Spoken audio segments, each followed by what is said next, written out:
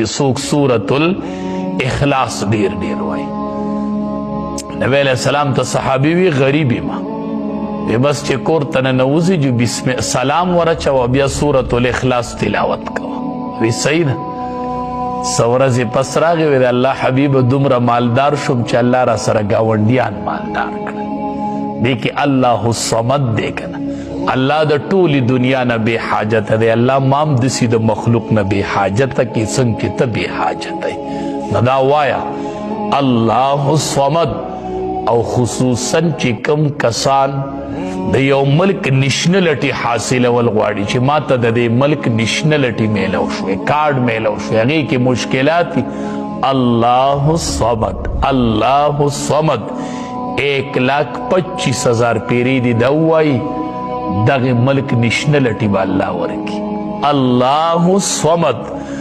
د صمد معنی دا ده که نه، دې وجې نه چې د چا نوم عبدالصمد نو دته صمد مه وایې، دا ډېره ګناه ده که نه. صمد معنی دا ده چې ټول په ټوله مخلوق په هر څه کې دته محتاج یو، دی هېڅ چاته نه یې محتاج. د صمد دا معنی نو دا ته مخلوق ته وایې ای صمده، نه عبدالصمد وایه. صمد نوم چاته ویل دا ګناه ده.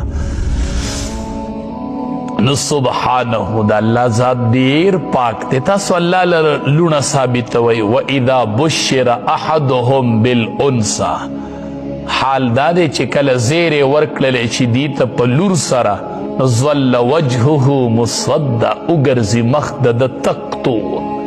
په خپله چې د لور زیری واوري څه دی خیالي، وهو کظیم، او د غصې نه ډکې ډک. دا الله وایي، قرآن کې وایي، دا به دې کړي که نه، مخې تک تور شي او د غصې نه ډک شي. دا د مشرکینو یو بد خوی و بد نن دا په مسلمانانو کې پروت دی.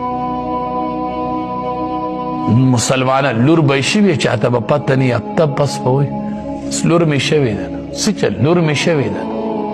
چې زوی وشي نو ملک په خبر کې، ملک په خبر کې، بس لور مې شوې ده نو.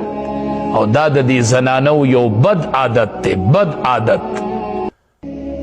وی لور وشولنو، لور وشولنو، یو بلا بل سې واشو، یو بلا را کره بل سې. یقین وکړه چې دا زنانه وایي.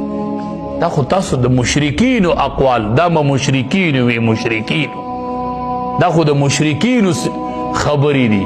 په دې تاسو که پله رسئ. د مور څومره لوی مقام دی. دا مور د چا نه رغېږي؟ د لور نه رغېږي که نه؟ دا نن چې ستا مور ده، دا لور وه که نه وه؟ نن چې تا ته د مور سوری میلو دی، دا د لور په شکل کې وه. دا نن لور ده، سبا به دا موري مور. چې لور نه مور به د کوم ځای نه راشي. دا ډېر بدخوی دی. الله چې په قرآن کې د اولاد ذکر کړی دی، نو انسا، الله مؤنث په مذکر مخکې کړی. الله چې د اولاد ذکر کوي، نو د لور ذکر یې اول کړی دی. دیو جن علماء وایي وظیفه د خیم زما عزتمندو ځان سره یاد وساتئ. کلم در باندې حالات راله او یو کار داسي چې ته وایې چې دا کار زما مقدمه ده، قرض دی، بیماری ده، کاروباري لین دی، هره مسله کې چې کله ته په یو مسله کې وین خطې، نو یو دیر ځل دا الفاظ جماعت کې کینا او د شردامو کا او کینا تسبیح راوالا 31 مرتبه دا ویا احمد رسول الله محمد رسول الله. څنګه احمد رسول الله وای ټوله احمد رسول الله محمد رسول الله.